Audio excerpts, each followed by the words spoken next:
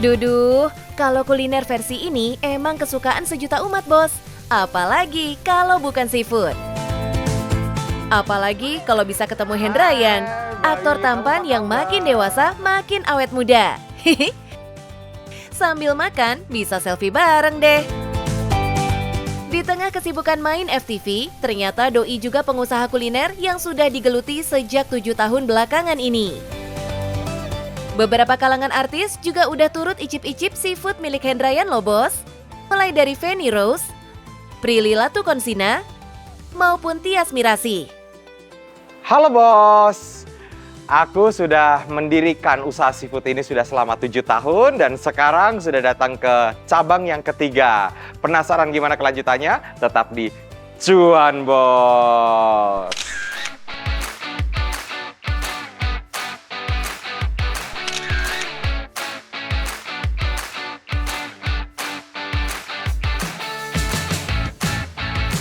Wih, cabang ketiga.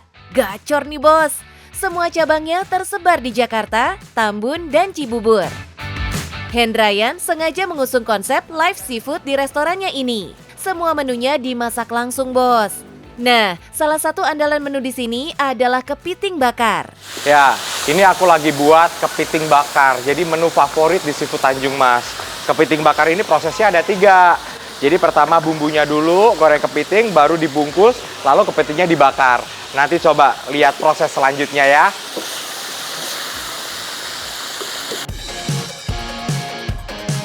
Wah, Bos, mantap kan? Gimana nggak endol? Masaknya sampai butuh 3 tahap tuh. Pertama, goreng dulu nih kepitingnya biar cepet empuk.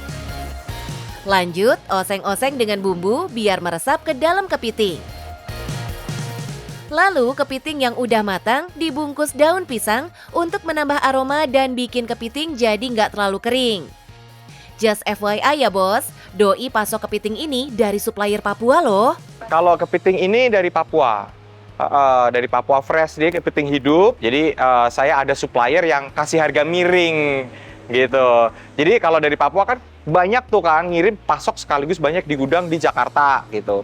Jadi diedarkan kemana-mana restoran-restoran. Cakep, dapat supplier harga miring, jadi nggak pusing deh bikin harga jual. Kalau harga kepiting ini dibanderol mulai dari 38.000 per onsnya bos. Menu lain yang nggak kalah menggoyang lidah adalah menu gabungan.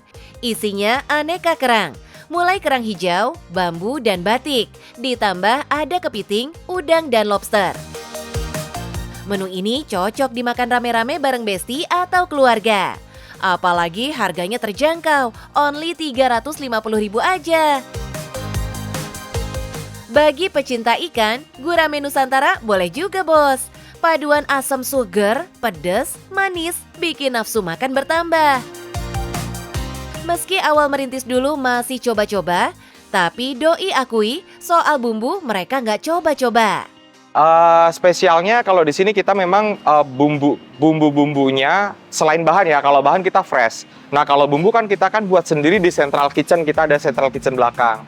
Jadi otentik rasa yang memang kita punya. Contohnya kayak gurame Nusantara. Gurame Nusantara ini kita pakainya bumbu khusus, ada kecombrangnya, ada serehnya, dan itu semua bumbunya mentah. Yang mateng adalah ikannya aja. Bumbunya dituang ke dalam hot plate panas, dia akan matengnya nggak begitu too much. Matengnya mateng yang nggak terlalu mateng gitu loh, jadi nggak overcook gitu. Dalam berbisnis, Doi mengaku nggak mudah selamanya mulus. Ada aja drama berbisnis yang kudu dilewatin. Doi sampai harus tidur di dapur abis syuting, demi bisa jalanin bisnis ini di awal-awal.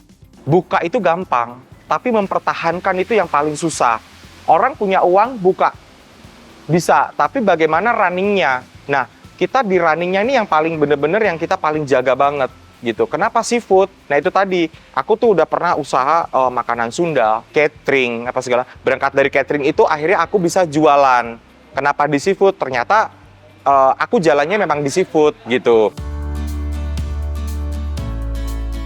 Usaha pasti punya jalan sendiri ya bos. Dari awal mencoba buka seafood di Kalibata, malah bisa bertahan di bisnis ini sampai sekarang.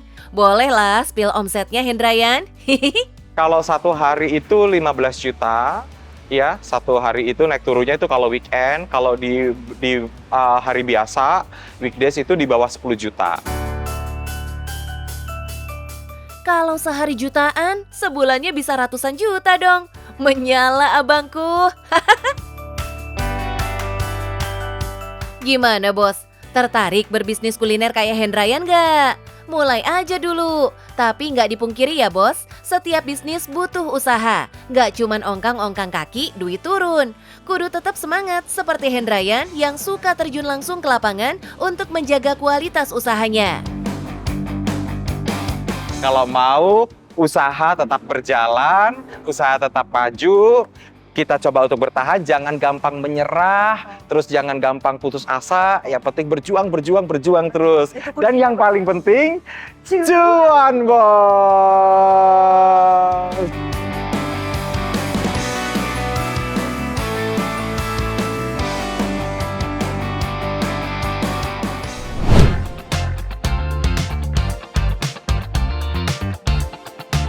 Bos, ini nih usaha yang rame dikerubutin customer setelah libur panjang usai. Yap, betul bos, cuci setrika alias laundry. Berbagai promo dan pemasaran yang unik sengaja dibuat pemilik jasa ini untuk menarik pelanggan. Seperti konsep yang diusung instant laundry ini. Tuh, gimana warga nggak kepincut? Cuci 21 kg dalam satu tabung hanya keluar uang 10.000. Bahkan, Lina pemiliknya membuka laundrynya ini 24 jam, bos. Mantul! Halo bos, bagi kalian yang mempunyai kesulitan mencuci di rumah, silakan datang aja ke Instant Laundry. Dengan harga Rp10.000, buka 24 jam loh.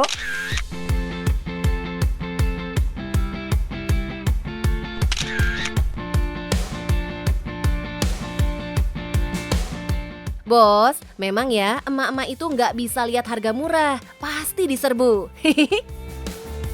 Lina paham banget soal ini, apalagi idenya saat membuka usaha ini nggak jauh-jauh dari pengalamannya.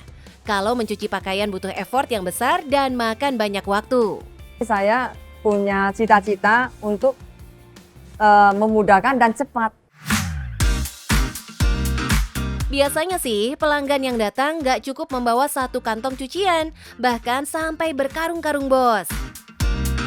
Nah, serbuan warga ke usaha miliknya ini sudah diantisipasi Lina dengan menyiapkan mesin laundry yang mumpuni. Jangan salah bos, meski harganya murah, tapi semua mesin cuci di sini sudah berbasis digital. Malah bisa dioperasikan lewat remote atau handphone segala.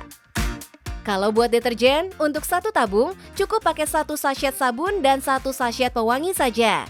Pelanggan cukup bayar masing-masing harganya 1.000 aja. Customer bisa mengerjakannya sendiri.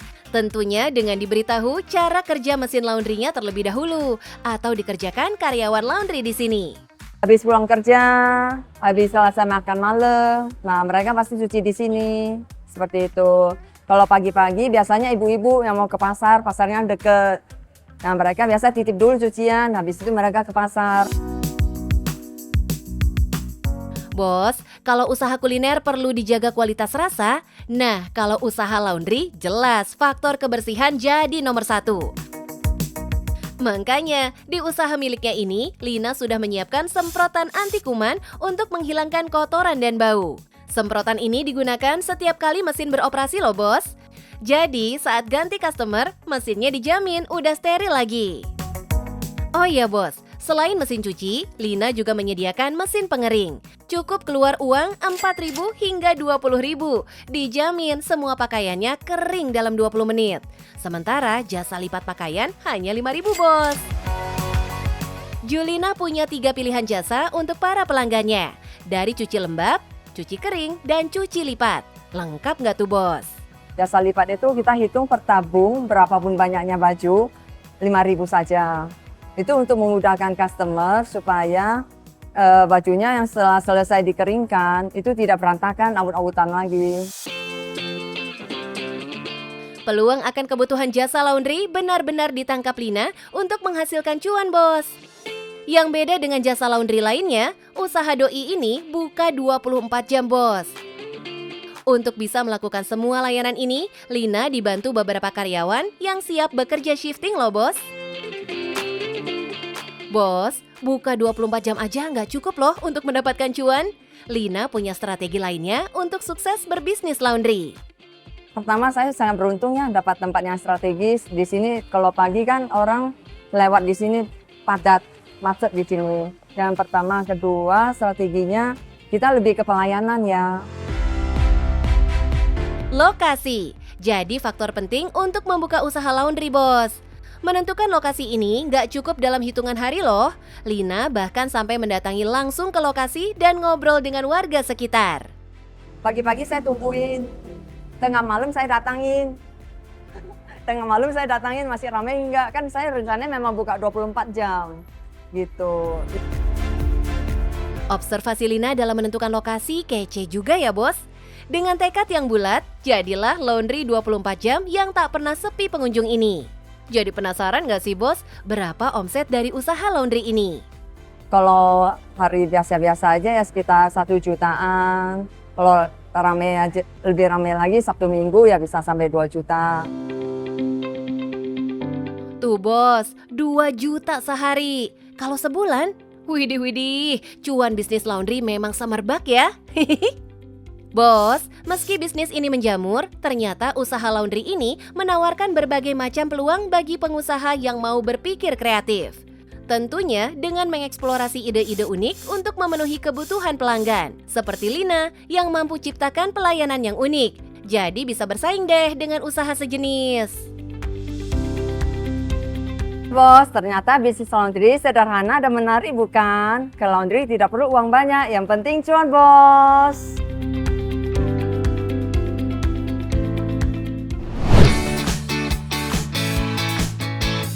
Bos, lini usaha laundry ternyata luas banget loh.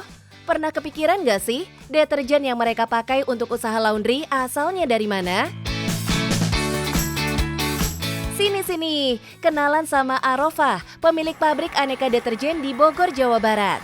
Omsetnya gak play-play loh, Bos. Bos, dengan bisnis sabun seperti ini, saya sudah bisa membangun rumah dan memberangkatkan beberapa orang umroh. Mau tahu? Lihat di Cuan Bos.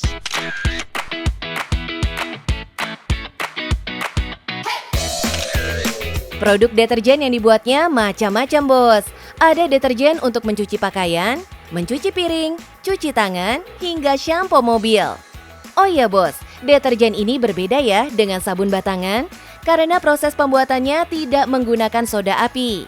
Untuk membuat deterjen, perlu ketelitian saat mencampur bahan-bahan dasarnya, Bos. Semua bahan-bahan harus dicampur dengan takaran yang seimbang. Setelah tercampur rata, sabun nggak bisa langsung dikemas, Bos.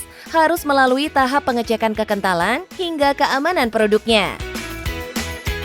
Sebelum kami pasarkan keluar, di dalam kami harus selalu mengontrol kualitas. Salah satunya adalah ngecek pH.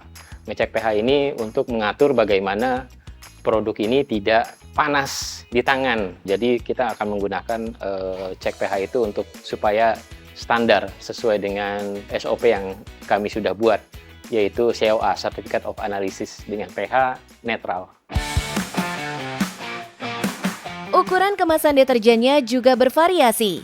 Ada yang ukuran 5 liter dan 20 liter.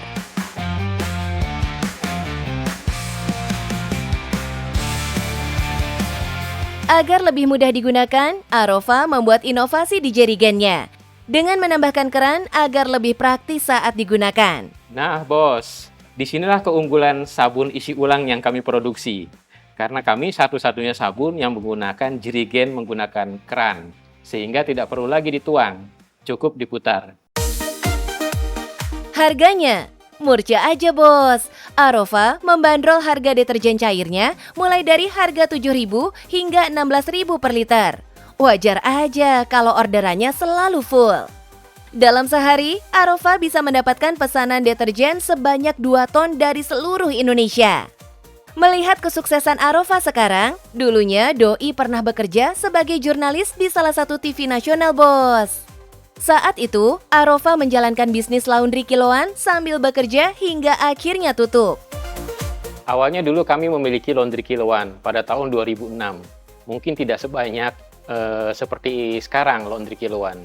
Karena laundry butuh sabun, maka saya coba supaya mendapatkan sabun murah, kalian jualan sabun. Lama-kelamaan laundrynya yang tutup, tapi sabunnya yang tumbuh sampai saat ini.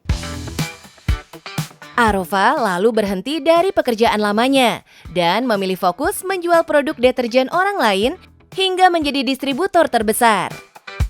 Saya mulai dari agen menjual sabun milik merek orang lain dengan modal 1.500.000. Kemudian dengan ilmu digital marketing, terutama di search engine optimization, saya mulai tumbuh, naik menjadi stokis, kemudian berikutnya naik menjadi distributor terbesar di antara distributor-distributor yang lain, dan kemudian selanjutnya mendirikan pabrik sendiri. Hambatan datang dalam usahanya, Bos, hingga akhirnya Doi memutuskan untuk membangun bisnis deterjennya sendiri. Di tahun 2017, pabrik deterjen miliknya mulai beroperasi dan punya merek sendiri. Penjualannya pun bisa langsung melejit karena Arova selama ini sudah memiliki pelanggan setia. Gak hanya sibuk mengejar duniawi, Arova juga menanamkan nilai agama ke karyawannya agar terus bersyukur dengan yang sudah dimiliki. Alhamdulillah dalam menjalankan bisnis ini, saya dapat menyekolahkan anak-anak, membangun rumah sendiri, juga membangun rumah orang tua, dan juga memberangkatkan ibadah umroh, baik itu keluarga dan karyawan. Bos, kalau punya keinginan untuk berbisnis, jangan takut untuk memulai. Asalkan mau belajar sungguh-sungguh, pasti bisa menghasilkan cuan. Contohnya kayak Arova ini, Bos. Gimana, Bos? Sudah lihat bisnis sabun saya kan? Bisnis sabun itu sungguh menguntungkan karena semua orang menggunakan sabun dari golongan atas sampai golongan bawah. Yang penting kita fokus pada tujuan, sungguh-sungguh, dan tekun belajar. Dan yang tidak kalah penting, cuan, Bos!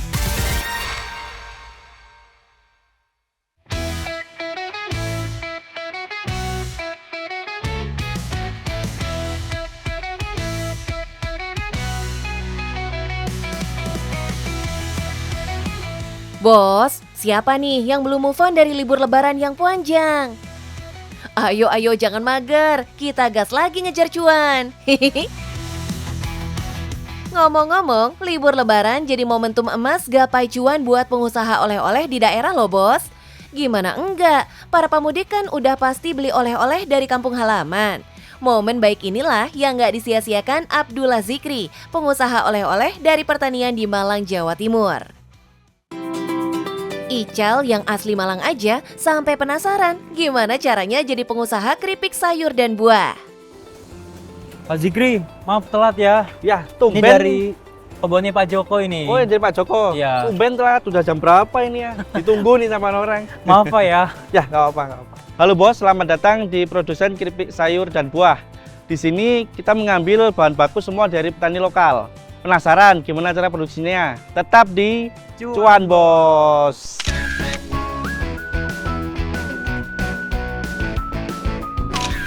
Wah, sekalinya magang langsung dapat tugas penting nih. Ambil bahan keripik langsung dari petani. Mantap ya, Cal? Untuk produksi keripik buah dan sayurnya, Zikri menyerap hasil panen warga Malang. Mulai dari jagung manis, buncis, dan juga wortel. Nah, kalau lagi peak season seperti libur lebaran, Zikri juga ambil beberapa bahan dari luar kota, Bos. Seperti buah naga dari Banyuwangi, kentang dari Bromo, dan okra dari Jawa Tengah. Totalnya ada 20 jenis sayuran dan 12 jenis buah yang diproses menjadi keripik di sini. Oh iya, buah dan sayur yang akan diproses wajib dikupas dulu ya, Bos. Sebagian lainnya diiris tipis begini. Oh, salah tak Bu? Gimana? Oh, gini. Bos, ternyata salah, Bos. harusnya begini nih. Setelah dikupas, masukkan buah dan sayur ke lemari pendingin. Beberapa jenis bahan ada yang bisa langsung digoreng setelah dibekukan. Nah, untuk bawang putih harus direbus dulu, Bos. Itu bahan-bahan yang waktu masih mentahnya belum bisa dimakan. Itu harus kita ada tambahan olahan dulu. Tapi untuk waktu mentah yang sudah bisa dimakan, kayak wortel itu kita langsung fresh, langsung goreng. Pak, ini kenapa sih harus dimasukin ke kulkas dan ini waktunya berapa lama Pak kalau udah masuk ke kulkas ini? Ya, waktunya itu minimal 24 jam, Mas. Oh. Tujuannya apa? Biar di proses penggorengan itu bahan bisa sampai renyah dan kadar air benar-benar habis. Gorengnya bukan pakai wajan, Bos, tapi pakai alat goreng khusus berbentuk tabung. Kata Zikri, goreng bahan yang masih beku dengan suhu rendah dan tekanan minus, supaya tidak merusak kualitas warna dan rasa keripik.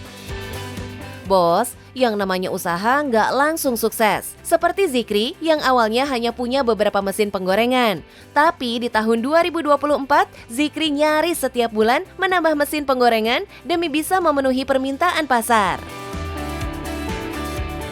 Sekarang Doi udah punya 20 mesin penggorengan yang semuanya beroperasi setiap hari loh, Bos. Ini kenapa sih mesin penggorengannya berbentuk seperti ini? Iya, penggorengan ini menggunakan vacuum frying, Mas. Jadi Oke. bahan itu langsung masuk minyak semuanya keseluruhan. Kemudian proses kerjanya itu dihisap dengan perputaran air. Jadi air itu yang menghisap proses vakumnya di sini. Oh, oke. Ini berapa lama Pak penggorengan ini dilakukan? Penggorengan ini kurang lebih 3 jam. 3 jam. Iya. Oh. Keripik buah dan sayur yang sudah digoreng langsung masuk alat spinner untuk mengurangi kadar minyaknya.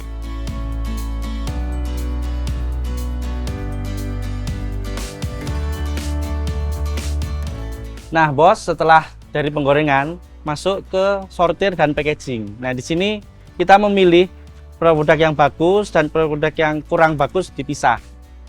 Yang bagus-bagus kita packing, kemudian kita kirim ke konsumen.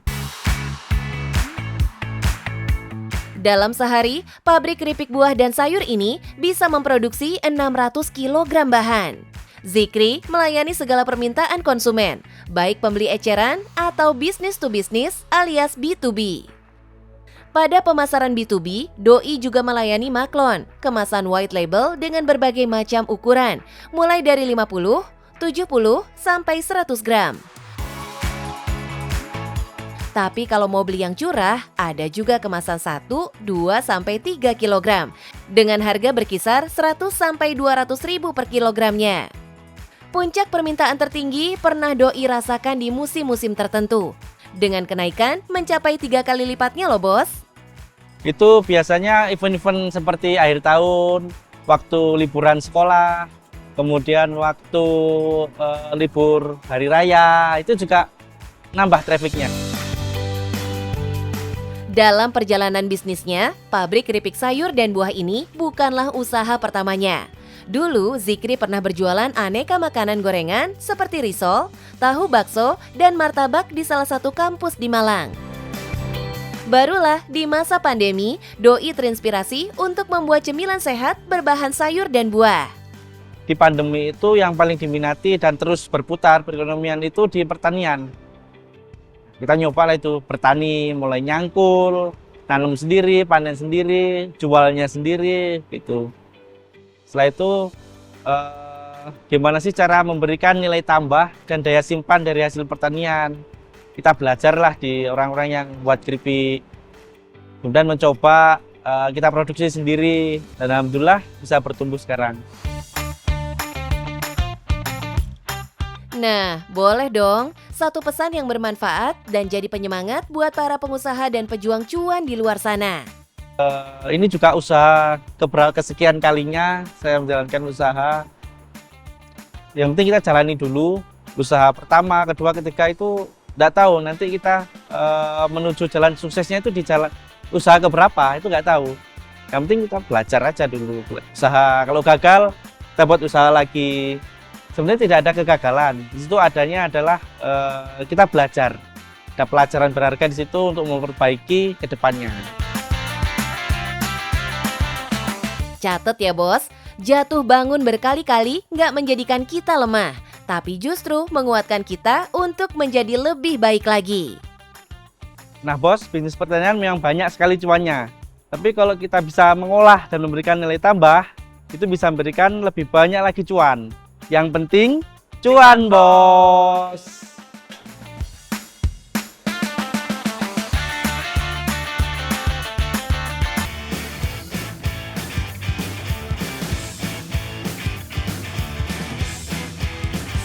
Bos, suka kepo nggak sih sama pembuat rambu-rambu lalu lintas begini? Di Blitar, Jawa Timur, ada nih perusahaan pembuat rambu-rambu lalu lintas ini. Jangan dikira untuk buat perusahaan ini, sang owner harus sekolah tinggi dan punya modal gede ya bos. Salah. Mas Wawan justru nggak tamat SMK dan memulai usahanya dari modal dengkul bos. Sekarang jangan ditanya omsetnya bos, udah tembus puluhan miliar. Wow! Halo bos, saya tidak lulus SMK, tapi saya punya produk yang diakui oleh nasional dan produk saya sudah dipasang di seluruh Indonesia. Mau tahu siapa saya? Ikuti di Cuan Bos.